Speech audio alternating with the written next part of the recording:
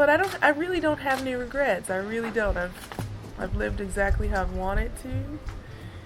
I've tried my hardest every single time. I didn't win the matches that maybe I should have always won, but I really gave it my all. So that for me is enough.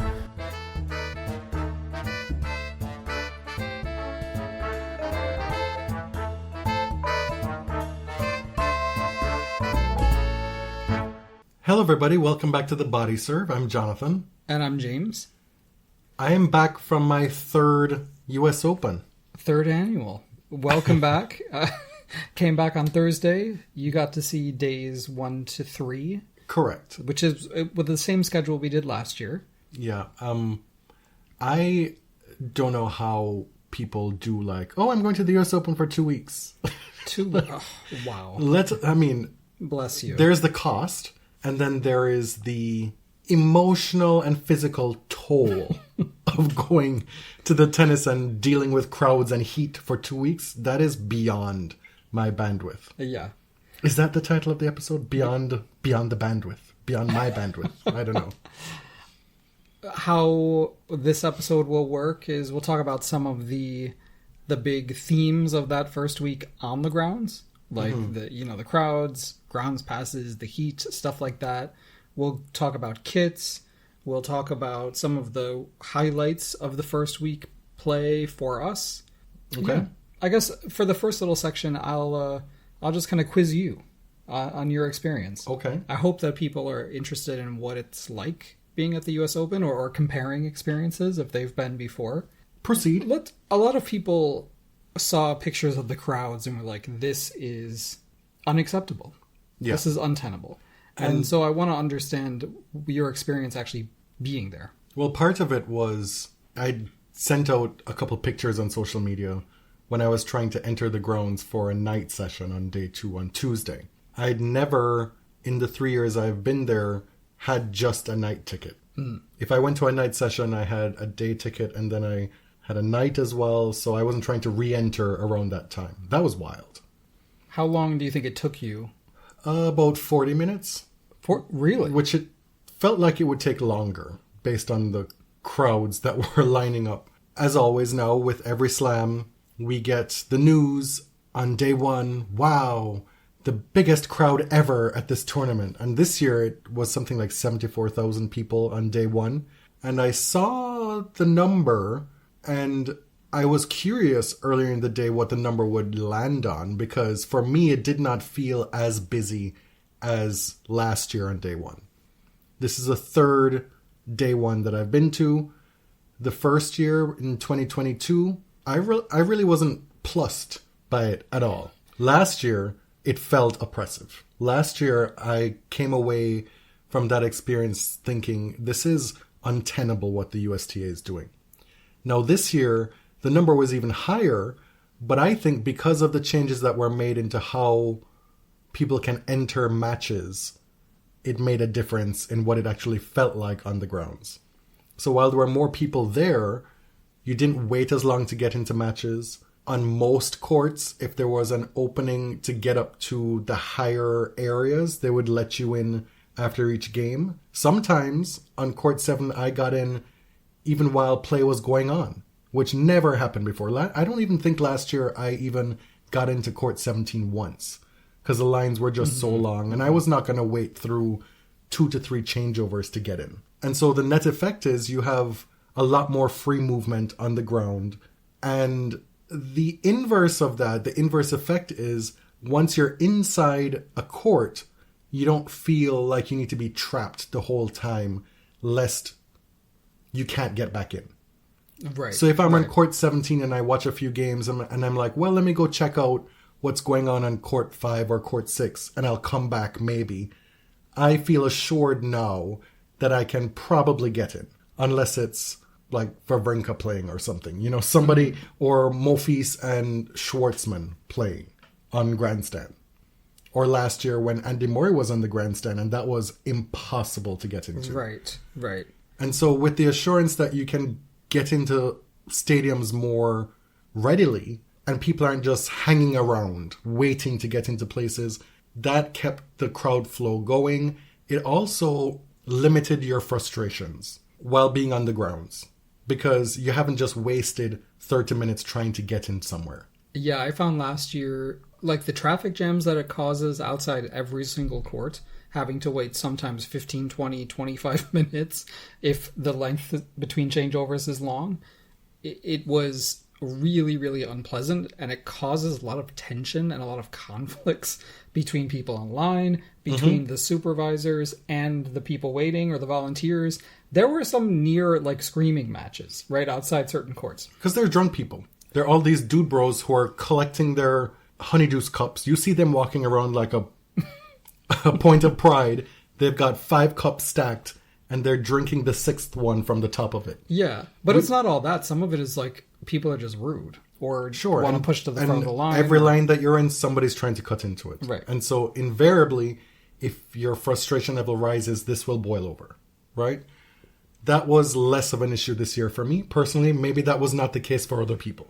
That said, the corporate greed is still astounding at this tournament. Because in addition to the high ticket prices, the resale prices, having to go through Ticketmaster and not being able to get tickets that are meant to be sold at their original price, you then have the tournament selling night ground passes this year, which is wild. Let's talk about grounds passes for a moment, because this was a hot topic this week, and people were questioning the actual price, because a lot of them end up on resale sites or get resold by Ticketmaster, and they were even more expensive. But the base price for a second round grounds pass was $137. Where'd you find this? On their site. Okay. That's a lot of money. No, I found it on Sports Illustrated. Okay. For this year. And the Ticketmaster resale is making everything more difficult, right? It's a difficult website to use. It's essentially a monopoly. Those aren't supposed to exist. And I don't know if you have bots or whatever, or just people buying up hundreds of tickets and then trying to resell them for a profit. Routinely, the first 3 days, those grounds passes were going for well over $200 minimum, which is crazy. Right. You could almost always get a 300 level Ash ticket, which gets you into every court. The grounds pass does not. You could get a 300 level Ash ticket for cheaper than a grounds pass.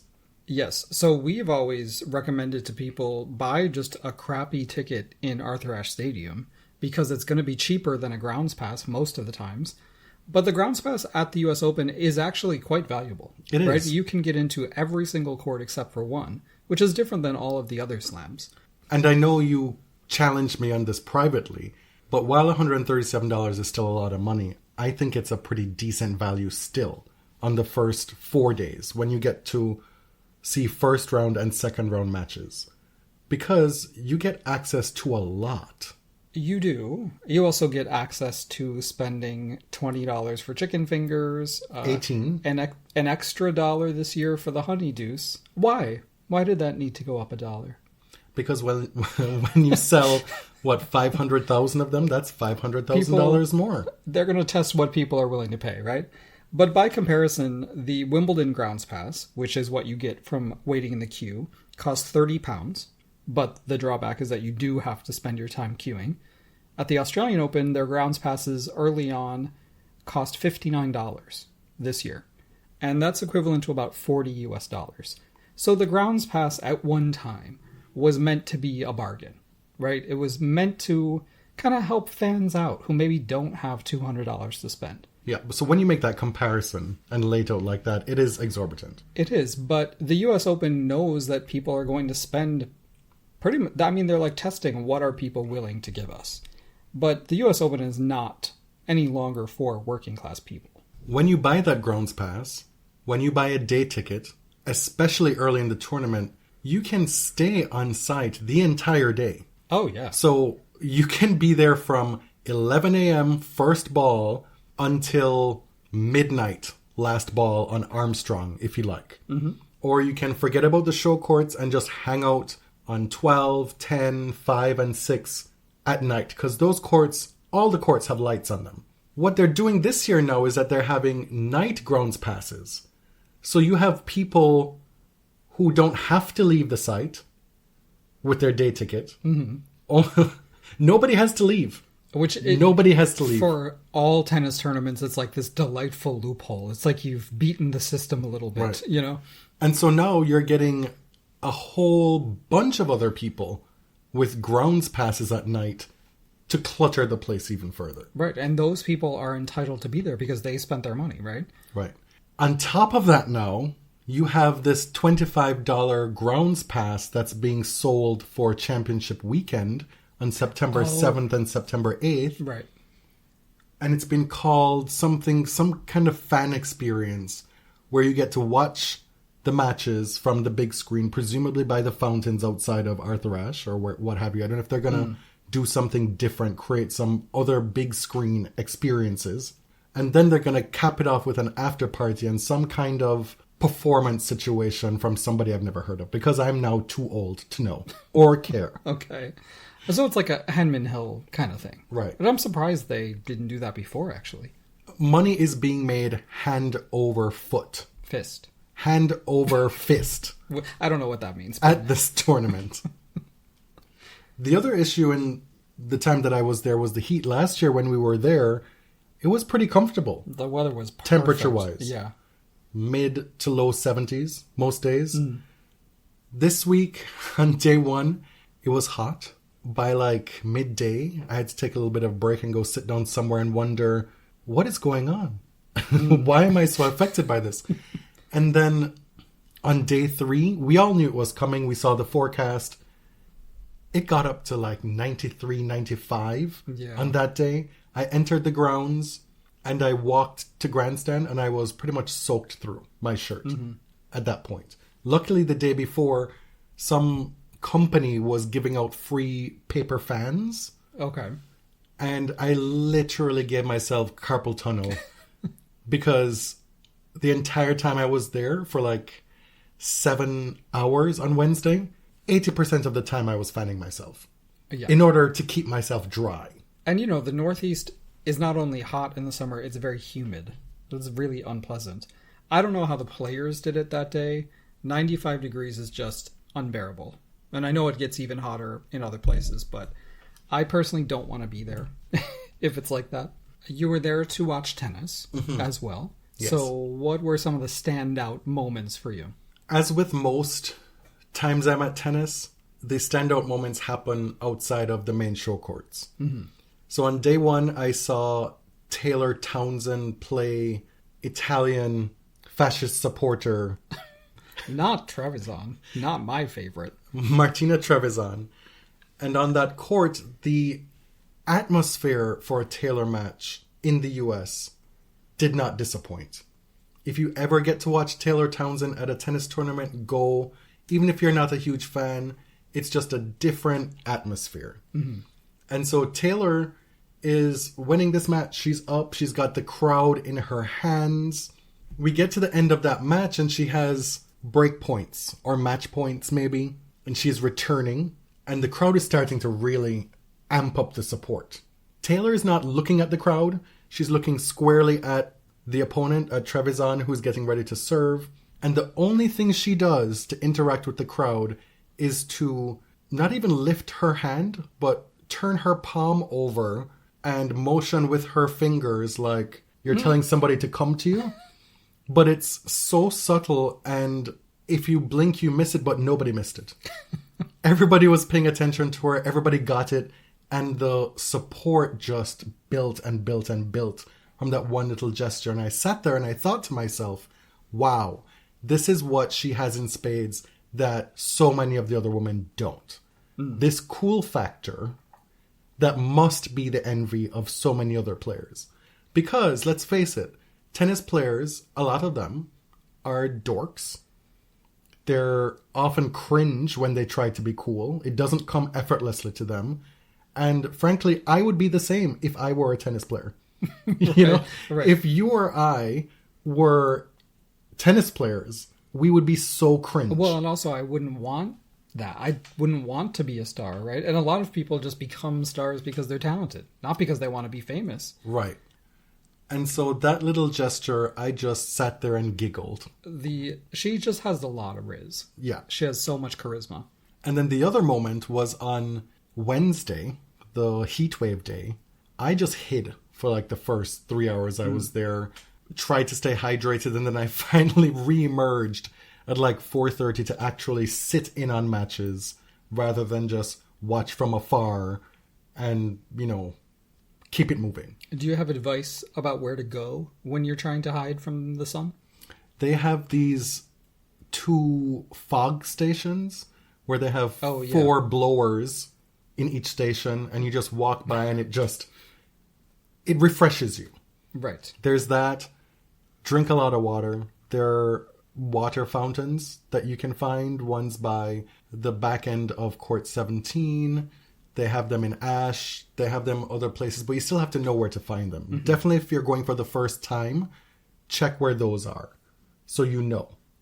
Otherwise, you're spending like $6.50 for a 500 milliliter bottle of Evian, or like $8.75 for a 750. Wow. And you buy that one and then you can refill it if you want. You can also bring your own bottle in as long as it doesn't have anything in it once you enter. Right. So by the end of that day now, I'm pooped. I'm tired. I decide I'm just going to sit and watch some mixed doubles. I happened upon Leonard Tien and Ngounoue. They were playing doubles together against Tyra Grant and Alexander Kovacevic. And while Lerner and Clary did not win, I believe they lost 6-3, 6-3, it was one of those side courts that had small little 3-tiered bleacher seats on either sideline by the players. And you could stand in between 2 courts and just watch both standing up, right? Mm-hmm. I sat down unknowingly with Clary's team, Clary and Lerner's team. And so Clary's dad is right in front of me. Then Lerner's dad shows up.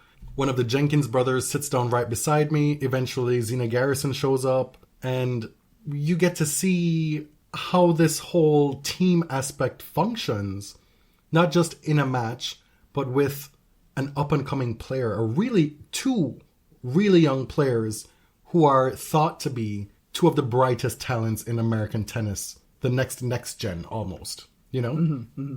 I think we watched Clairvy on one of those courts last year, actually. We did. Right? She was a standout junior player, and she's kind of trying to find her way as a pro now. Mm-hmm. Lerner played in the first round, lost. I just loved it. I will be following Lerner Tien's progress going forward because I just loved his demeanor on court. There was none of this macho college jock brouhaha mentality or demeanor. It was all very genteel, very demure. Not genteel. It was very Phaedra Parks. It was very demure. He seemed to be having a good time. Clairvy, obviously a prodigious talent. There was one moment where I got to see firsthand just how badly the electronic line calling can misfunction. Yes, speak on it. I was sat 10 feet, if that, from their baseline. First, Clairvy gets called for a foot fault. I wasn't paying attention to that, but her dad in front is like commenting to everybody around that's never happened to her. This is not a problem in her career. It's never happened. And no fewer than a couple points later, this ball gets called in on their baseline, and all 10 to 12 people who are sitting there who saw that ball land like 4 feet long. Mm-hmm. Maybe not 4 feet long, like a foot long. But obviously long. Obviously long. It was so obvious, and everybody, including myself, immediately turns to the chair and was like gesturing like, what's going on? Because that is so obviously a bad call.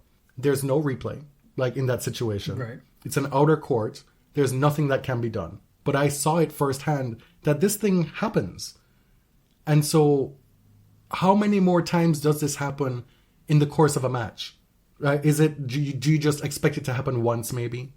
Is it happening often, but you're not quite sure? The call is close enough where you're not entirely sure. It's not like this situation where it was so clearly, obviously out, And is the umpire supposed to freely overrule these things? Right. Like, they need to clarify the rules. So yeah, I very much appreciated that reassurance in my personal beliefs on electronic line calling. Oh, going back to the crowds for a second, one thing about the U.S. Open, I was always amazed that there was rarely a long line at like the food stalls. For drinks, there might be a few people in front of you. At the large food court, I just assumed with tens of thousands of people there, it would be impossible. Mm-hmm. But I was actually surprised how efficient and quick everything was. Unless you're trying to get a frozen Honey Deuce by God. grandstand. Like a scavenger hunt. That line, no, not just a scavenger hunt, but that line quite often moved very slowly for a variety of reasons. Don't they just... They have a 2-drink maximum per person, and so often 2 people are in the line and they want 4 drinks. Oh, okay. And not everybody's getting a frozen Honey Deuce. They want a regular Honey Deuce, which has to be made. Some people want a vodka this. They want this special cocktail. They want that. And so the one bartender is making 4 drinks per person for the line to move. And then their point of sale, where you should just be able to like hit, tip, tap, it's taking literally a minute to process. Oh, that happened to them last year, at that remember? Specific area so often. I feel bad for them because we've all experienced that as like cashiers and stuff. And then sometimes now they have the liquid, like the Honey Deuce that's served on the rocks. They have it out of a tap. Right. Before they would have the lemonade and then the Chambord, and then I don't trust it. They'd make it individually, right? Mm-hmm. Now you just pour it like... I think there's like 2 milliliters of vodka per drink. Regardless, that's not my point. I was in line once and the keg ran out, essentially. I don't know how long it took to change the keg, but I was in that line trying to get a frozen Honey Deuce for like 20 minutes. And there were only maybe 7 people in front of me. And then other times, the frozen Honey Deuce machine, looks like a slushy machine, stops working. Oh, so maybe that's why they don't offer it everywhere, because it's a pain. Maybe it's just not reliable. I don't know, possibly. If you want the frozen Honey Deuce, the grandstand is the way to go, where to get it. But just be cautioned that there are 3 lines. Pick your poison which line you're going to get into, because you may easily pick the wrong one. Just like when you're trying to cross the US-Canada border by car. Right. Okay, a few other things. You tweeted something about US Open radio, and it turned out it was actually Amex radio that you were listening to. So that was corrected. Mm-hmm. But what were you talking about? If you've been to the US Open, or even if maybe you've watched it on TV, you see people with these radios in their ear, right? Hanging off their ear. Mm-hmm. Yeah. And I'd never looked into getting one before. This year, I was like, well, it says Amex, and I have an Amex, so maybe it's free. Because I wasn't going to pay for one. Okay. And so I went. To Neiman Marcus on a shopping spree. And I got it for free.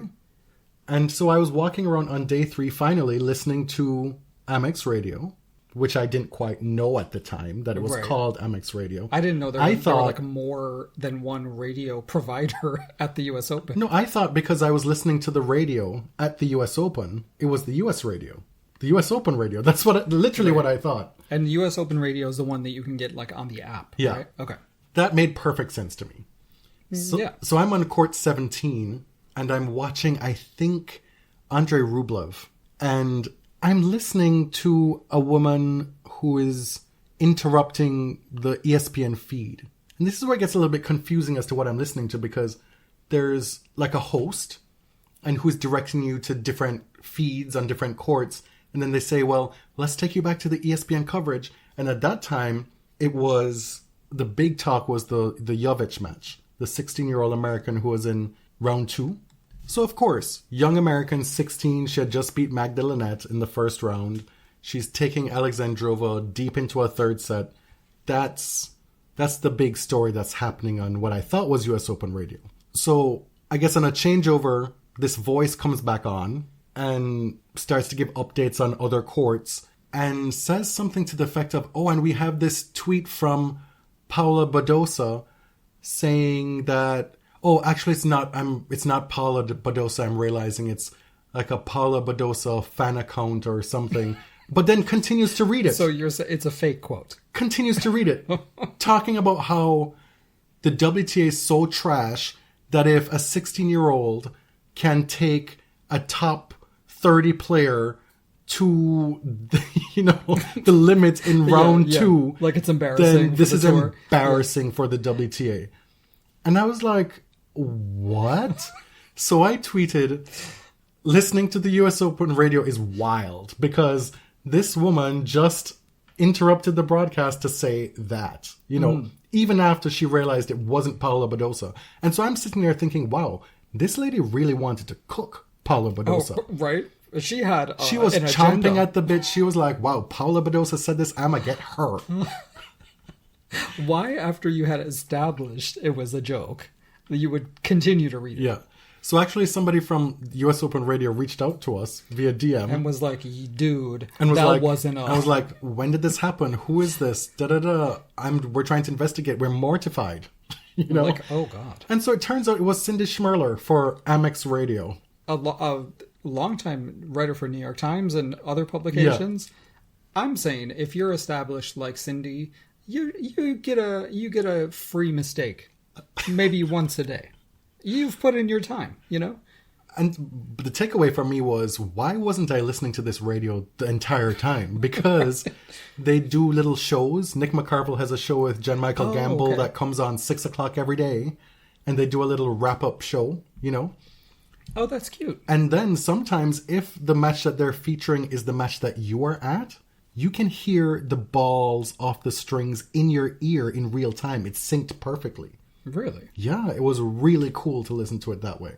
It doesn't have the best signal all the time, like it chops in and out sometimes, but I enjoyed that experience of it. So we're going to move Cornrow Slam down to when we talk about the kids in a moment. But is that the title of the episode? I don't know. You met a number of people who we've never met before. Mm-hmm. And you just wanted to shout out a few. I'm always afraid. I don't want to miss anybody inadvertently, but... It's possible that I may have missed a couple here, and I apologize. I enjoyed meeting everybody. Nothing was a bad experience. Right.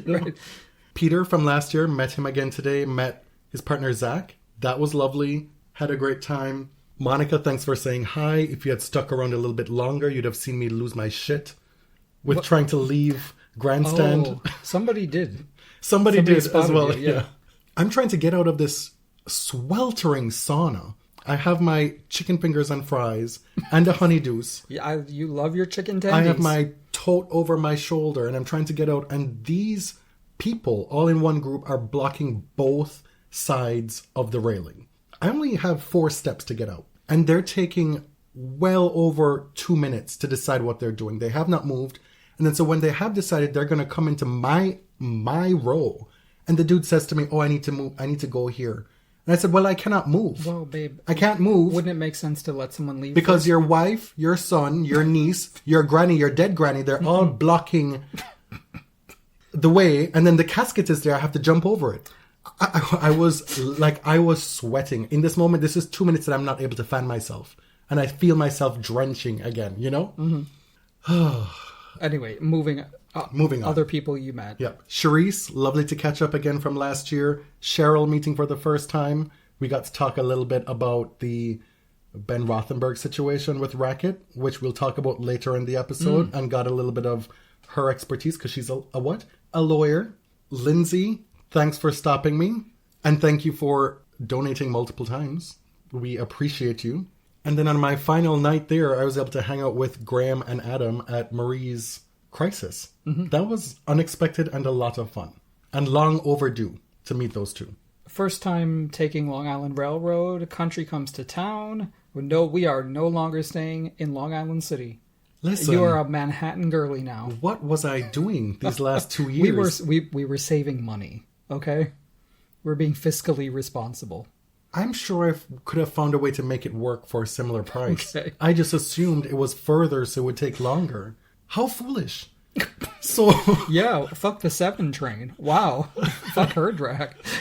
So we'd stay in Long Island City and take the 7 train, and then we'd walk the boardwalk, and halfway through, you'd see on the right, oh, look, it's Miss Lirr. Yeah. And you'd see people much coming closer from it. Yeah, and we're like, well, I wonder what that's like, but never really looked into it. No, it was like, oh, but you have to get to Penn Station first, and I don't know, it's probably expensive to stay near Penn Station. So this time I stayed in Chelsea, probably paid less than I did for Long Island City last year. Oh, Lord. And was able to walk 4 to 5 minutes to Penn Station, right by Madison Square Garden, and then take 19 minutes to get to the site for $5 each way. Sitting in air-conditioned luxury, comparatively. Sounds amazing. It really was. And my trick, not a trick, but my hack that I do for attending tennis is I'm not an 11 a.m. match girlie. Oh, no. I've never been that person. Like, I'm a night owl by trade. And so you'll never catch me at an 11 a.m. match. Mm-hmm. So people ask, like, oh, what is it like getting in when the ground's open? Don't know. Don't know, babe. It's always when great. When we roll up at noon, there's no line. There's no line. It's great. The thing with the Long Island Railroad is that they charge you by peak and off-peak hours. And so when I'm rolling in You're off at peak. noon, I'm off-peak, so it's $5. I think it can go up to like $9 depending on where you are and when you're leaving. Now, Sapna, we did not forget you in our shout-out section. Sorry to give you a scare there, if you're listening. But when we sat down, first, it was lovely to finally meet you after all these years and all your years of generosity. But you requested that we specifically talk about kits on this episode, and just in generally talk about kits more. And that also we talk about mess and lean into mess more on the podcast, which is a common request, to be honest. It is. As we get older and I guess more mature, we try to stay away from mess. Or we just want less hate mail. So we take those two notes and we will now segue into our discussion of the tennis kits that we've seen so far. Okay, can I start? Sure. I wanted to talk about Naomi's because when I saw it, I hated it so much and it prompted this like knee-jerk reaction. I did not like it, right? Do you like it now? Well, wait. It's a yes or no question. But I wasn't Senator, Senator, it's a yes or no question. Senator, I'm speaking. I wasn't doing the work to find out, like, well, what is this? What does this mean? Clearly there's something I'm missing here, right? So because there's context and meaning, like it better? No, it doesn't mean that you have to like it, but I do think maybe we have a little responsibility to figure out, okay, why do so many people love this and I don't? How responsible of you. Naomi was dressed, as you've probably seen, in this ruffled, tiered skirt. The dress had a large ribbon tied in a bow on the back. She had a bomber jacket on top. The bomber jacket was fierce. And there was a huge bow on the back of that as well. I loved the outer layers of the kit more so than the actual kit itself. There were small ribbons on the back of her shoes as well. And her hair on the first day was absolutely gorgeous. Half done in cornrows with little pearls adorning her braids. Now, the rest of her hair was as a out. white man, do you feel comfortable talking about a black woman's hair? What? Thank you. I wasn't criticizing. I was just saying I was describing it. The day kit, which was the first one we saw, was lime green. It was, people are saying, it's giving brat summer. This was the one to me that was like, what the hell is this? The black night kit is just a little more demure. Yeah. It's a little more mindful. Where this came from is a collaboration with the designer Ngounoue and Nike, and it's meant to pay homage to the Harajuku street style. Naomi was looking for something that had like Japanese influences, that had like the kawaii thing, which means cute in Japanese, and really leaned into that, like that cool teenage street style. Right? Okay. And that's kind of what I was that's not a cultural context that I readily know about or understand.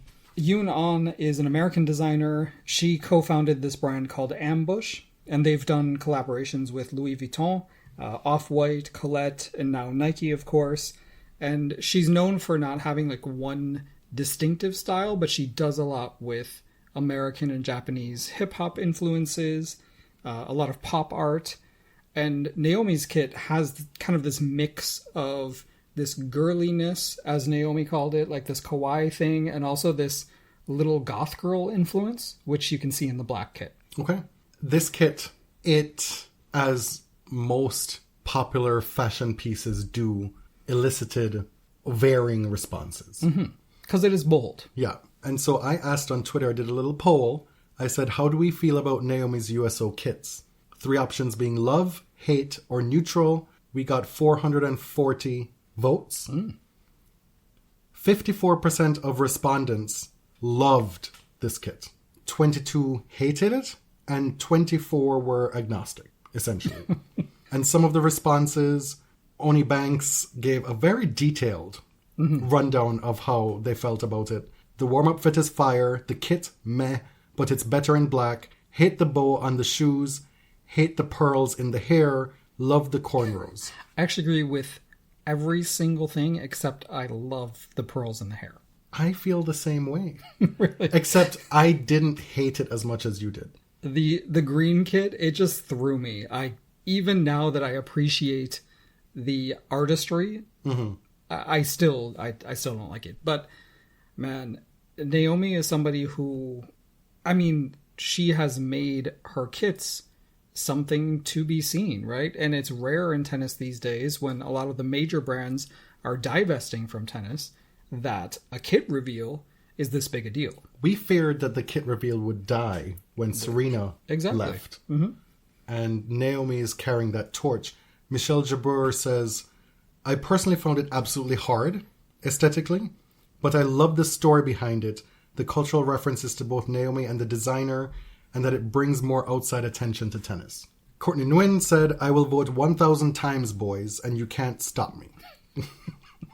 And Dr. Mop said, I like her evening kit too, but I wish she had included a subtle splash of that daytime lime green tonight with the black and white. Okay. Yes. I can see that. I think we should send that recommendation into... To Nike and Yoon? Okay. No, I have to stop you here. What? Because I set you up. Why? Unknowingly. And am I going to get cancelled? You may lose some trust in me and our relationship. But when I sat with Satna and we chatted, we were talking about the kit, and I said to her, James absolutely hates this kit. And... the green one. And when you listen to this episode, you will know if he's full of shit, depending on what he says. You know, people are allowed to change their mind. If he backtracks and gives you some wishy-washy, well, then you know that this was total bullshit. Oh my god. You did set me up because I did set you up. You knew I was going to do my homework. Like, you knew I was going to I didn't. I really thought it's worse than you think. I really thought you were going to come to air and really go off on how much you hated it. Seriously? I did, yeah. No, actually, But I wouldn't have, if you did that, I wouldn't have done this on air. Oh, okay. Yeah. But now that you've done your research and you've presented a more, balanced perspective on it, we can all have a laugh and a kiki at your expense. This is one of the things that we talked about on our mailbag that we have fewer opinions about. I don't really care to talk about kits that much anymore. It's just not... I'm just not like a fashion person, right? Yeah. So I just feel like my opinion is like, who cares? Which is what Satna said. She said, I know you said, but I really like to hear it. Well, I will say, not being a fashion person, I do not understand. I've been asking Adidas for years, be bolder. And when they did, I said, you know what? Be less bold. Because what is that? It looks like a bolero jacket, shoulder peekaboos. That is horrendous. It is. Alina Svitolina had to wear that. Jessica Pegula. Yeah. Oh my god. I don't understand it. It is so hot. I would boycott. I will say, I love that color combination. Okay. The blue, the white, the black. That's my favorite kit combo. Agassi wore it in '94 to win the US Open. Loved it. Still do. I have a hoodie in those color blockings. I bought my mother a handbag simply because it was in those colors. But yes, it's absolutely dreadful. Sad. The other sad thing is, it's not that Sabalenka's kit is bad. Like, it's not bad. She looks great in it, whatever, but we found out that she's going to be one of the players who has a custom Nike kit, and there are fewer and fewer of those these days. And it was just like, this is a custom? It kind of looks the same as a lot of your other kits, and very similar to the men's kit. It's just disappointing from Nike. Leylah Fernandez? Wow. Despite despite the head top. The screaming follicles. The head top. The kid was adorable. The screaming scalp? Yes. Is that the title of this episode? Her and Lululemon is the most perfect match in tennis. And black and white too. Stunning. But the cornrows. This was the Cornrow Open. Because it started with, I think, Archou Cazot.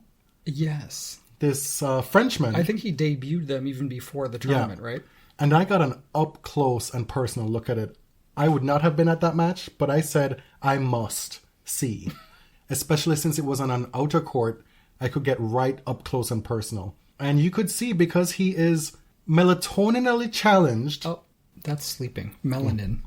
Because he is melaninally challenged. The back of his head is fraying already. Yeah, like the texture of his hair is not built for that. No. Horrendous. Hyenas even. And then we get Layla with this. And then we also have Marketa Vondrousova, who is out of the Open because she had surgery. Mm-hmm. And not a first-time offender. No, not at all. She of box braids, Janet 1993. Be it vacation, be it surgery, recuperation... She's found multiple uses for black people's hairstylings. Yes. She was in Queens and she said, "Get me a protective style, babe." So she gets taken to task for it, right? Yes. And so she claps back at Black Spin Global, try saying that fast 3 times, saying, "I just had surgery. What do you want me to do?" Essentially. She said, "Maybe it's because I had a surgery and can't do my hair." But like, damn, I did not see Vondrousova getting into it with Black Spin Global on my US Open bingo card. The other kit, and maybe my favorite kit, this entire first week, whenever Casper Ruud is playing, I like to pop in. I just want to see a little bit. I don't have to stay the whole time. I saw his first match for a spell. He seems to always be on court 17, which is one of my favorite courts. And then his second match, he was on Grandstand. And I go to the top of Grandstand just to peek over to look. And I was like, excuse me? Looking like a sexy red devil in that kit. It's not even him necessarily or to objectify him. The kit just works so well. And the way he uses the red with the socks and the shoe and then the black top with slight adornments of color in it as well. Wow. The proportion looked good for once with him. I mean, he just wears clothes well. That kit is fire. That's my favorite kit of the US Open so far. All right. Let's go through some of the highlights of the first week for us. Again, this is not an exhaustive review of everything that happened. Because, personally, I missed a lot. Right. When I'm on the grounds, there, right? I don't have the luxury of switching between channels. You know. Yeah, that's the thing about being at tennis. You'd think you'd see much more tennis, but often, like, you're walking. And then you're in transit for half of it. You make a mental note, I'm definitely going to check out that match later. And then you go to look at the app to see where it is, and you're like, oh, it's done. Yeah. Also, I think that the first 2 rounds were pretty boring. I don't think anything really happened at this tournament until round 3. Yeah. Especially last night. I suppose the final session of round 2, session 4, where Carlos went down, and then into round 3. Right. We did get the projected round 3 Tiafoe versus Shelton, and this one was one of the most entertaining matches for me of the week. Probably the most entertaining. Francis. You watched pretty much the entire thing? Yeah. All 5 sets? I know it was working. Don't tell anyone. Francis and Ben met last year in the quarterfinals. Ben won, and, it was like Francis lost this tight third set. He had a set point in the tiebreaker, and he was just so emotionally deflated that 4th set was just routine. And it was kind of depressing to see. And then Ben beat him again this year, so their head-to-head is 0-2 for Francis. This match was so important to make this rivalry an actual rivalry, right? These guys are friends. Francis is a few years older. He's, I think, 26 now. Mm-hmm. And this is, Ben is the one who's getting all the shine, all of the spotlight last year. You got to make this a compelling rivalry or you're just going to get kind of run over, right? I disagree with you in that I don't think the stakes were that high for Francis for that reason. It's still only 3 matches. You can turn that tide. Okay. But I think the stakes were high based on what Francis set forth as his goals for the summer. He wants to have a hot boy brat summer and get Yes. his career back on track. And he, by and large, had done that. And then to lose in the 3rd round at the US Open would have been anticlimactic to that end. Right. Whereas if he wins that match, if he goes on to maybe beat Novak Djokovic, which would have been the next opponent, one would have thought. And this is why draw analysis is just wild. Yeah. Right? Instead, he gets through that match, and now Francis Tiafoe, US Open semifinalist, doesn't seem that far-fetched again Right. to be a semifinalist here for the 2nd time. In this match against Ben, he generated 21 break chances and he broke 5 times. The second set was super important because Francis had lost the first set and he keeps giving himself chances, right? He gets 5 break chances, including being up love 40. Loses all of those. He gets 3 break points in the next game, loses all of those, and then does finally break at the end. You seem dumbfounded by Shelton's net play. Just completely unable to understand how he was winning so many of those points. I don't know if anyone else felt like... I felt like Ben wasn't really 100% sure of what he was doing, but what he was doing was working. Like, he was getting balls back. I don't know if it was technically sound, but it was winning. So you're saying Ben is somebody who has natural gifts that doesn't necessarily know how to use them. Apparently. A lot of times without direct direction from his father in the stands. Well, there is a lot of that, yes. Like, serve here. Francis has such easy power on his serve. There were times when he'd hit a first serve into the net, and I was thinking, damn, that was very casual and also not that fast. And you look at the speedometer, the MPH. Yeah. And it's 130 miles an hour. I would never have guessed. It looked to me like it was maybe 110. But he has that easy power and also a lot of finesse and spin in his game. And I think he's... Maybe it's the influence of David Witt, his new coach. Yeah. But the partnership seems to be working and he seems to be more controlled in the way he's playing on court. Yeah, and his demeanor was really low key. Until he won and was like, this is my fucking court. This is my fucking court. But even like they met at the net and they're laughing with each other and Ben's laughing and it was all very collegial and fun, right? Mm-hmm. Another standout here was, so we saw Naomi Osaka beat Yelena Ostapenko pretty easily. And then... The level was so high. It was. And then in the second round, Naomi has to play the semifinalist from last year, Karolina Muchova. And we talked about this on the preview, that this was going to be really, really tough for whoever won that first round. Mm-hmm. You know, you get through either Naomi or Ostapenko, and then you get Muchova, who's coming back from injury, and she's regaining her form. And, I mean, this was just kind of a masterclass by Karolina. Like, all of the things that she does well, people got to see on a big stage. The thing about Karolina is that she's had to take such extended breaks from tennis that you kind of forget what a full package she is. And it is jaw-dropping. I don't know that there's anybody in tennis, man or woman, who has as complete a power, finesse, athletic game with all the shots like she does. Mm-hmm. She can literally do anything on a tennis court.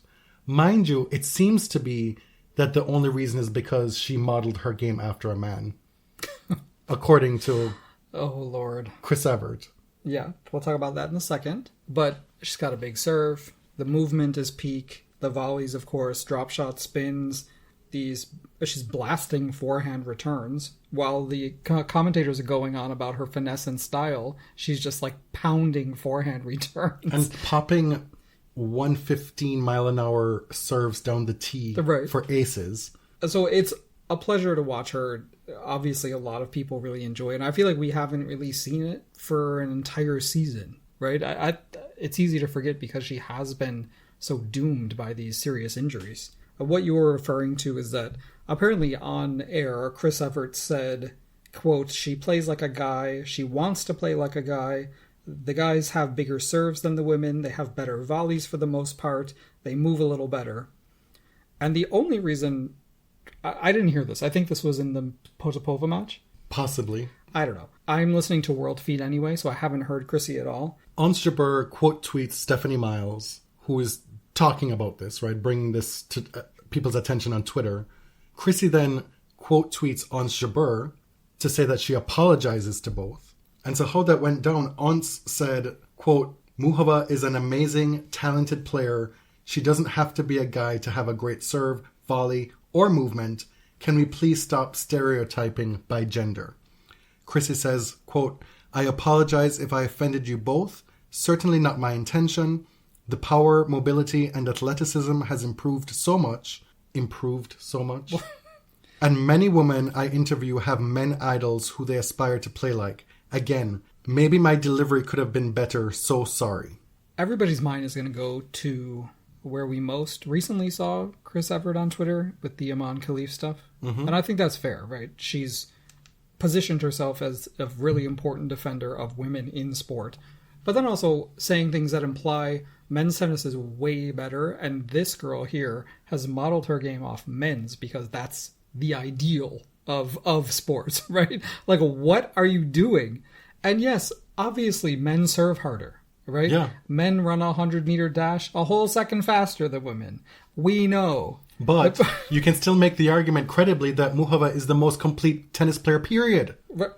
Of anyone. Even though she couldn't beat, I don't know, however ranked men's tennis player. Exactly. Somebody responded. Actually, I blocked somebody. Maybe it was a little hasty. You've been on a blocking spree. It was on my spree. personal. No, it was on my personal thing. But still, you've been on a blocking spree. No, somebody was like implying that I don't like Nick because he said that men could beat women at tennis.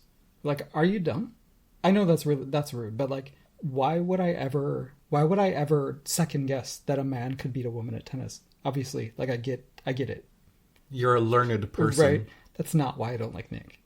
You've done this for 10 years and still aren't able to grasp that. But the whole exchange was so cringe, and obviously we need better commentators. We deserve better commentators. Carolina was asked about this by a reporter in press, and you know when they give a player, hey, this happened, totally out of context, they get very little information about it, about what Chrissy said, about what On said in her defense, and Carolina was like, I don't know the context, but I don't want to play like a man. Period. So, case closed. Canadian tennis had a wonderful first round. Wow. Day 2, what a moment. The only Canadian out of the 5 players in the singles draws to advance out of the first round was the world number 143, Gabriel Diallo. He's from Montreal. He's 22 years old. He won a challenger title in July in Chicago. He qualified for this tournament, won all of his qualifying matches, then beat Munar in the first round and number 24 Fils in the main draw. Big win over Fils. Yes. See, one of the things you get when you go to live tennis, and especially on an outer court like it was with Diallo and Jaume Munar, is that you get to see players up close that you never get to see.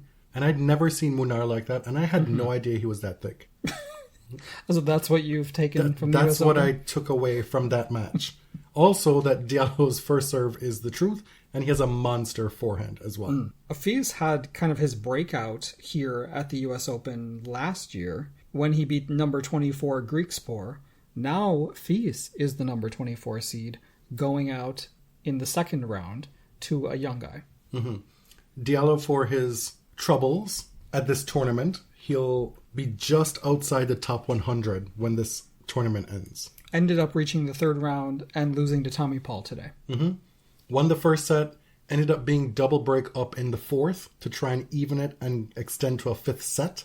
Lost that fourth set in a tiebreak. Over the past 2 days, we've seen the entire Olympic podium on the men's side go out. You've heard this, of course.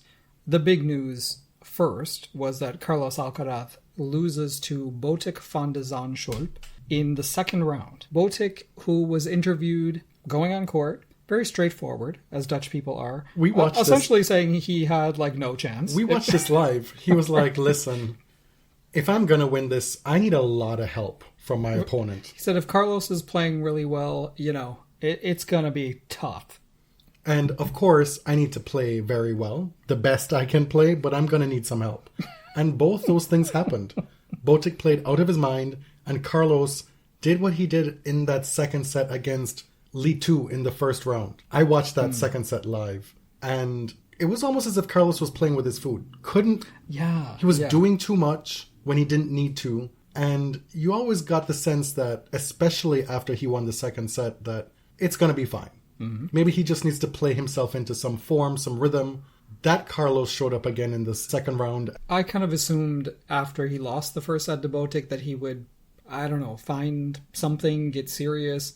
So many times he didn't really seem like he was building points, and he was getting caught in no man's land quite a bit. Hitting a so-so approach and then getting caught moving toward the net and not really having a plan. Then having to run backcourt, and then he was caught out of position a lot. Yes. So it creates points that they love to put on the highlight reels, but it doesn't necessarily mean they're that good. Right? But I feel a little bad for Carlos. I think he needs a mental break. I think losing that match at the Olympics really messed him up. He could also just be tired. Yes. We see these kind of uneven results in Olympic years. It's not unusual. Yeah. This is somebody who won the French Open, won Wimbledon, made the Olympic final round, and now maybe he's just a little bit gassed. Yeah, definitely. And that's exactly what Novak Djokovic says he is right now. He said he's not injured. Right. His fans say he's injured. I haven't. I thought about checking in with Rockefeller Center. Oh, no, I saw. With 30 Croc to see what they're saying. And apparently it's, Novak's injured. He said explicitly in his press conference that he's not. And that he just didn't show up in the right headspace. He's gassed. Like, it is what it is. The man's 37 years old. Right. I also, I think he put everything into this gold medal. He hadn't beaten a top 10 player all year, remember? He had not been having a great year. He had the meniscus injury at Roland Garros. He comes to Wimbledon probably a little too soon. I think if the Olympics weren't happening, I don't think he would have been playing this summer. Maybe just saving it all up for the US Open. Since Novak won his first major in 2008, this is only the fourth time he hasn't won a major in a calendar year. Those 4 years, 2009, 2010, 2017, this year, 2024. Mm-hmm. So pretty much his entire 30s, he's won a slam every single year. Mm-hmm. At least one. At least one. And so take a bow, Alexei Popyrin, because you did that. And this is also his first time losing before the round of 16 of a slam since the 2017 Australian Open. Popyrin making good on his run to the title in Montreal and is now a bona fide ATP player. I know. Do you feel a little cute about that when you said he was like the most shocking or the most out of place Masters winner you could think of? I don't remember the things I say 5 minutes after I say them. Fair enough. So yeah. I won't lose sleep at night. Apologies to that man. And then lesser news, but the Olympic bronze medalist Lorenzo Musetti loses to Brandon Nakashima, which I feel like is a minor upset. Brandon has had a really good summer, has beaten some very talented players, and in the first round, he was drawn to face Holger Rune, and I think everybody in the world circled this as a potential upset. The upset happened. The other upset we called Tsitsipas Kokkinakis, that happened as well. Holger went to Twitter after this loss, and we got an epistle. We get paragraphs whenever losses like this happen. Dominic Thiem is retiring, and Holger is taking up the mantle. Remember Dominic's Facebook days? Yeah, I miss it. But Dominic wasn't really messy. He just sort of gave recaps and his feelings about the matches. Holger said, "Big bummer yesterday, heartbreak emoji. The best support, lots of happy tennis kids, perfect weather, perfect court and tournament, and I played extremely bad tennis." Now the perfect court may be a callback to last year when he was real mad. He needed a treasure map to get to his court, remember? Yeah, he posted a map to court 5. No offense to my opponent, but I managed only 39% exclamation first serves. Tons of unforced errors. This is not what I or anyone should expect. I need to look into everything now. This is not satisfying for me or my fans. I will not let you down any more. .com point blank Moratoglu. Are they together again? I can't keep track. Yeah. Last I heard they were. Okay. I'm sure Annika is on the case. Whatever is ailing Holger. But I remember when he signed with IMG, we were afraid that this online messiness would end. It hasn't. Not yet. Now, the days after all this carnage is happening on the men's side, the women's draw is still just chugging along. Nothing crazy is happening there. One of the wildest things that has happened on the women's draw was Madison Keys losing a match she shouldn't have lost. Yeah. But to a great player who's reached the fourth round like a million times at a slam. Elisa Mertens. And I tweeted that she is your perfect tennis pest. In the nicest way. Mm-hmm. Like this, is, as we know, is a woman who's made the third round minimum at pretty much every slam she's entered. Do you remember when we were on the third round watch? Oh, yeah. A couple of years ago to see if she could extend that streak. It went on forever. And she's back again, playing as solid as ever. One of the top doubles players in the world as ever. And she's one of the few doubles players that you can see just how much her doubles play translates into assisting her on a singles court. Mm-hmm. Nobody hits a lob like that woman does. She hit the most pristine lob over Madison Keys in this match off the backhand. And what could you do if you're Madison but just laugh? I mean, Madison is down set points in the first set, and she is, you know, they say you're not supposed to aim for the lines. Madison aims for the lines. She is just a risk taker as a player. And when it's on, it is so incredible. But Elisa is not the type of player who's going to go away after you win that first set. It's just, she is so dogged. Madison is unable to defend her semifinal points from last year. That heartbreaking loss to Aryna Sabalenka. Number 5, Paolini becomes the second player alongside Coco Gauff to make the fourth round of every major this year. That's pretty good. And this is a woman who has not overplayed in the summer months. Mm-hmm. She made the final of the French Open, played one tournament on grass ahead of Wimbledon, made the final there, went to the Olympics, played one hard court tune-up, and now here she is again in the second week of the US Open. Just enjoying herself. This is no fluke.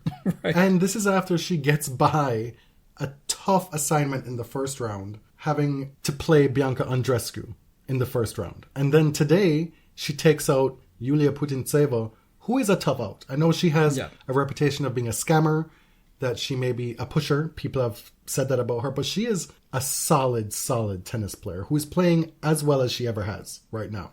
Notable names who are still in the draw. We talked about Muchova. She plays Paolini in the next round. Deanna Schneider, solid all year. She's there. Pegula Resurgent, winner in Montreal, finalist in Cincinnati.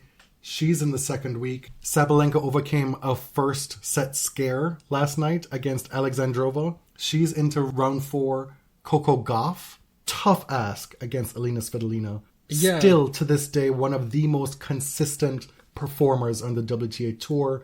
She's not gonna give you anything on a tennis court.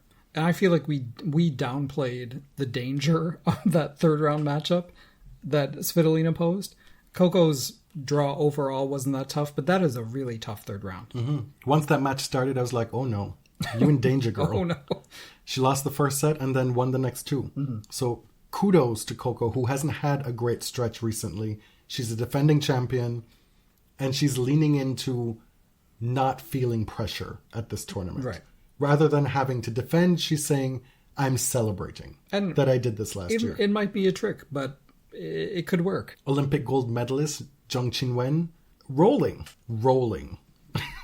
at this tournament. At times early on, she looked spotty, especially in her second round match on day 4 when it was in sweltering heat. That was the match where I lost my blob. Oh, I was on grandstand trying to watch that, and she managed to pull that out in that heat. I wouldn't say that Zheng is rolling. Didn't she lose the first set in her first and second round matches? She did, but I'm saying she keeps winning. Oh, okay, got it. And she set up a rematch of the Olympic final with Donna Vekic. who continues to win as well. This is the narrative on the women's tour right now. People like to focus on the top 10, but we have a lot of women in the top 50 who have been playing well and continue to play well. Yeah, let's talk about what's going on in the women's draw, and then we'll switch over to the men's. Iga Swiatek just won, as we were recording, beat Anastasia Pavlyuchenkova, sets up a fourth round against Samsonova, who, wow, she just waltzed into the fourth round with 6-1, 6-1 over Kruger. Right, but this is still a really good result for Ashlyn. It certainly and I is. feel good because once we saw her in Charleston, and just from watching doubles with Sloane, I said that this is somebody to watch. I mean, she beat Andreeva, who's been a very consistent performer at the Slams this year. Easily. Yeah. In the second round. We've got Schneider against Pegula. Pegula recently beat Deanna Schneider in Toronto, but to me, this is anybody's game. I feel like Jessie has looked really solid, though. I thought her win over Sophia Kenin was impressive. I challenge you to watch Sophia Kenin live and not come away impressed with her game as opposed to on TV. No, necessarily. She is wondering why she's not a top 10 player. She's got a lot of game. Yeah. I watched her take out Emma Raducanu. And oh, you were there? I was there. Sarah Irani made the third round of this tournament. Will she ever go away? The answer is apparently not. Didn't she just win a gold medal in doubles? She did. Right? She's now, again, a top doubles player with Jasmine. She's in mixed with Vavasori. She's up to number 75 in the live rankings in singles. She made it as high as 69 last year, but she's been consistently outside the top 100, trying to break back in for the last 5-6 years. Yeah. What else was going on? Danielle Collins lost her first round to Caroline Dolehide.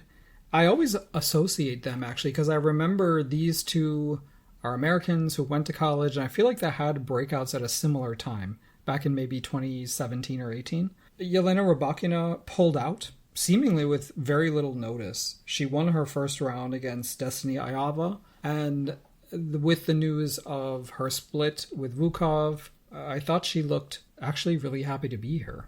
I mean, her face is blank sometimes, right? And she actually was smiling and laughing and oh, okay, this seems like good news, but I don't know. I don't know what's going on there. Back to that Raducanu-Kenin match. Okay. Do you want to talk about the mess? The mess?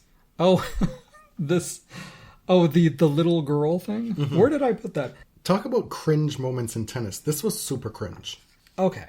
So someone on Twitter tweeted about an experience they had, I think at one of Emma's practice sessions, where there were all these kids who wanted autographs, and they zeroed in on this one little girl who was hoping for an autograph, and Emma rushed off the court and didn't sign, didn't take pictures.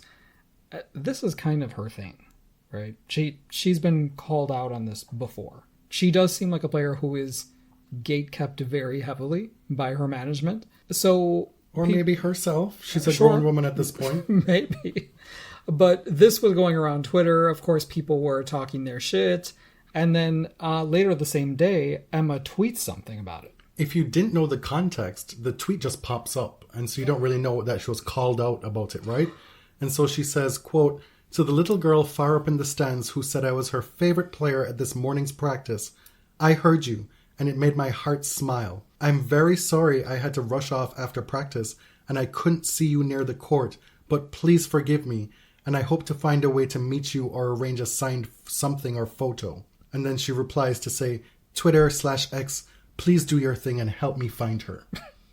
And in my mind, I was like, well, she was right there before.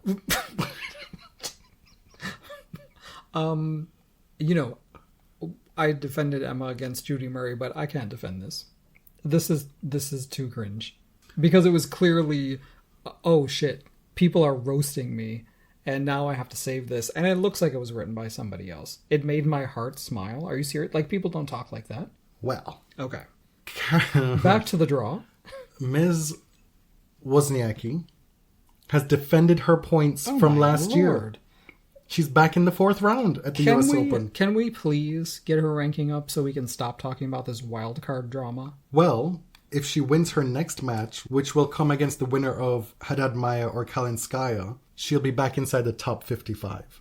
So closer. Right now she's live at number 72. Okay. Muchova will play Paolini. They played one time Paolini won. This is seriously a match to watch. This is just going to be fun. Yeah, I feel like the semi-finalist is coming out of this match. That's what I think. Okay. Right now, Muchova... Well, there's only one other option. Okay, and when it's Wozniacki, what are you going to do then? I'm going to be upset. With a win against Paolini, Muchova will be back inside the top 100. Mind you, she's defending semi-final points from last year. So this is why she's so far down in the rankings right now. On the bottom half, we have number 26, Paula Badosa versus Wang Yafan. Paula she has really turned her season around, winning Washington, semi-final in Cincy. She got to the 4th round of Wimbledon. This is a great result. Barbara Krejcikova excused herself in the 2nd round against Ruse. She's been injured, okay? Give the woman a break. It's my girl, but it was upsetting. Listen, Paula has something that Stefanos does not. And that's a career record of having reached the 2nd week at all 4 slams. He does not have that. That's wild that he's never done it here. Have that. Yeah. And then also they're playing mixed doubles together and he's smashing his racket in close proximity to Paula. Yeah. Where that could have bounced anywhere and possibly hit her. Like, dude, you're playing mixed doubles. You're having a tantrum in mixed doubles. You're playing mixed doubles. Like, get a grip. He's not on the singles draw anymore, so they lost in the 1st round there as well. I talked about previously the 1st round matches I attended with Townsend and Trevisan. The other 1st round match that was of note here was Sloane Stephens playing Clara Burel. Oh, the first women's match on the night session on day 1? Sloane was up like 6-love, 3-love, or something like that. And I was messaging with somebody who's a Sloane fan, and I said, good for Miss Stephens for bringing it tonight. Right. And right on cue. That was rough. She since took to Instagram, Twitter to say, listen, you learn most from your losses. I am not giving up. I promise that this is just the start of the comeback. So... Okay. I mean, I admire that. Mary Carrillo apparently was cooking them bad. All right, so we got Badosa Wong. Navarro and Gauff is a rematch of their Wimbledon 4th round where Navarro won that one. This will be another big test for Coco after beating Svitolina. Zhang Qinwen plays Donna Vekic. Rematch, as you said, of the Olympic final. And Mertens plays Sabalenka in the 4th round. And I just want to mention, because I did my little counting on Wikipedia, Mertens has reached the 2nd week of a slam 14 times. That's a lot. And it's one more than Aryna Sabalenka. Impressive. Sabalenka does lead that head-to-head 7-2. On the men's side, Yannick Sinner plays Tommy Paul in the 4th round. Borges is awaiting the winner of Kaboli and Medvedev. Jack Draper is rolling through the draw. He's in the 4th round against Tomas Mahoch. Look at Tomas Mahoch. I mean... Mr. Short Shorts. I beat Andy Murray at Miami. I won a gold medal with my ex or current girlfriend, not sure which. He beat Sebastian Korda, the number 16 seed, an American player at the US Open. Easily.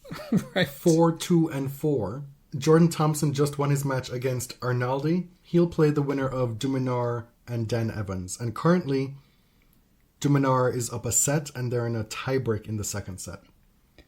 Yeah, I think this top half is about Sinner versus Medvedev. It's like Sinner is the best hardcourt player of the year by a lot. He should win this tournament. There was a lot of upheaval, of course, with Carlos going out, Novak going out, but Sinner is still the favorite. If he were the favorite before the tournament started, he's now the big favorite. Right. Despite the doping stuff that happened leading into this tournament. Yes. Because some people may be affected by that. That could really throw off your mentality going in. But what I'm looking at here is the Sinner-Medvedev matchup, the momentum, right? Medvedev leads this head-to-head 7-5. It's a very strange head-to-head. He dominated. He won their first 6 matches. Then Sinner won their next 5 matches. And then Medvedev beat him at Wimbledon. So at this point, it seems like Yannick is kind of owning him on hard courts. Huge opportunity for Duminar to make a first slam semifinal. Yes. Huge opportunity for Jack Draper, who's shown a lot of promise this year. On the bottom half, Casper Ruud keeps chugging along. it hasn't always been pretty.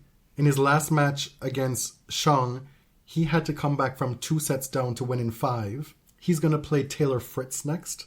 Taylor Fritz is looking to make a 5th career quarterfinal at a slam. Not too long ago, he hadn't done any of that.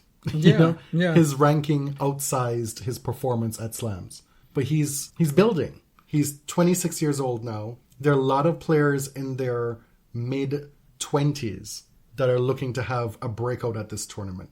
Casper is yet to win a slam. He's made 3 finals. He's 25. Fritz is 26. That guy is 27. Rublev is 26. He's made 10 slam quarterfinals, a match away from making it 11. He's 0-10 in slam quarterfinals. With Djokovic out of this section, this is a huge opportunity for Rublev to make a first slam semifinal. Tiafoe is 26. Popyrin is 25. Tommy Paul is 27. So a lot of these guys have been waiting for the big 3 hegemony to collapse. Right. And it has, for the most part. And now you've had more talented players emerge in Sinner and Alcaraz. Alcaraz is gone. Yeah. Sinner is still there. Should he fall, this is the moment that we've been promised for a long time. Right. Like, is this the time when the men's game truly shifts? Mm-hmm. This is what you've been waiting the first 5-6 years of your 20s for. Right. you know? You're entering probably your physical prime, right? And so we have a lot of men's tennis players now who are possibly on the cusp of doing the thing. Right. Bad news for you is that Zverev has a positive winning head-to-head against every single player left on the bottom half. That doesn't mean anything. I didn't need to hear that. Did not need to hear that. Thank you, though. Mm-hmm. Something I'm looking at is Ruud has never lost to Taylor Fritz in 2 matches. It's only 2, but it's still a sample size. Nakashima's run to the 4th round is a big deal. He knocked out Holger, he knocked out Cornrows, he knocked out Musetti. I'm looking at the Tiafoe and Rublev matchup. That's not guaranteed. It's not, but it's something that I'm thinking about. Okay. To get there, Rublev has to beat Grigor. Mm-hmm. So why you would even be looking past Grigor in that moment is beyond my comprehension. Right. And they're fairly evenly matched historically. But Rublev has made a lot of quarterfinals, as you said. Okay. If he makes another one, he, by probability, is more likely to lose because he's never made a semi. And Tiafoe actually leads that head-to-head as well. Yeah, I would rather see Grigor play Francis, personally, but, Yeah. So, the loss of Alcaraz and Djokovic has made this a lot more open, frankly. It may just make it a lot more open for one player. Right. And watch it be more open, but the number 1 player still wins. What would have made the tournament on the men's side a lot more watchable for me is if that guy lost last night. That didn't happen. He lost the first set and then came back to win. People were like, wow, you're really just asking for everything tonight in the replies. Yes. Well, yes. Why wouldn't I? The thing I wanted most didn't happen. Right. So I think for next time, we are going to talk about the Washington Post story that came out about Ben Rothenberg being sued by Alex Zverev, the whole kerfuffle between Ben and Racket, and the GoFundMe he set up to help fund his appeal. And the money will hopefully go to a domestic violence shelter if he wins the appeal. Yeah, hopefully. Right. It's you sounded weird when you said that. Well, he has to win the appeal. Right, but to some listeners, especially those who are inclined to dislike Ben, it sounded as if you're questioning whether Ben would actually deliver the money. No, that's not what I was saying. So we're going to talk about that on the next episode because we're running long, and also because Ben has already hit his goal in less than 24 hours, exceeded it by quite some distance. Mm-hmm. Originally set at $22,000 it's currently at 34,417. Congrats to him. We're not able to get into the nitty-gritty of it right now, but to prepare, if you haven't heard about what's going on, find Ben on socials, find him on Twitter, read the description for his GoFundMe as a primer to our next episode. Thank you to everybody who has donated to our GoFundMe in the past. It's why I was able to go to the US Open. When I think of the people who go and do it for 2 weeks and the cost that would have been, that would have like blown through like half the GoFundMe. Yeah. You know, it's truly So wild how expensive these things are. We wouldn't be able to do it as regularly as we have on our own. We're able to be in Charleston, in Miami, and the US Open this year. We are grateful, and we try to be very responsible with the money that you give, because we are not staying in the Hilton, okay? Like, Actually, I did stay at the Hilton. Wow. A Garden Inn. But it's not, the It was like $200 a night, Yeah, which it was if you like- know anything about hotel prices these days, that is a steal. it was like cheaper than Long Island. Unless you're staying in a hostel or a Motel 6, Right. you know? And hostels are great, but we're too old. Entirely too old. Thank you for listening. My name is Jonathan. You can find me on Twitter at tennis_John. And I'm James at ElliotJMR. 2 L's, 2 T's. You can find everything BodyServe related at linktree.com/thebodyserve. Thanks for listening. Till next time. Thank you. Thank you very much.